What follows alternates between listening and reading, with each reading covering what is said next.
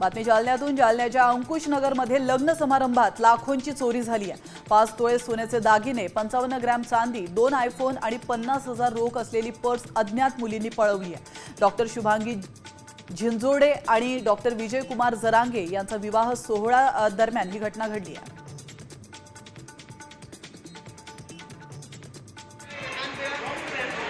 मंत्री संजय राठोड यांनी मोठा गौप्यस्फोट केलाय। आजही मी उद्धव ठाकरेंच्या संपर्कात आहे, मला उद्धव ठाकरेंचे आजही फोन येतात असं संजय राठोड यांनी म्हटलंय। बंजारा समाजाच्या संवाद बैठकीमध्ये ते बोलत होते।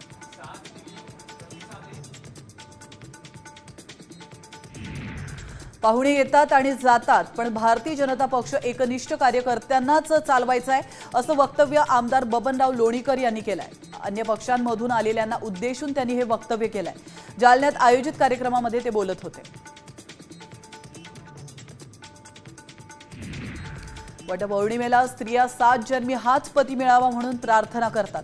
मात्र संभाजीनगरात वटपौर्णिमेच्या आदल्या दिवशी पत्नी पीडित पुरुष पिंपळ पौर्णिमा साजरी करतात। पुढचे 7 जन्मच काय, ते 7 सेकंद सुद्धा अशी बायको नको अशी घोषणा देत उलट्या 108 प्रदक्षिणा घालून त्यांनी पिंपळाची पूजा केली आहे।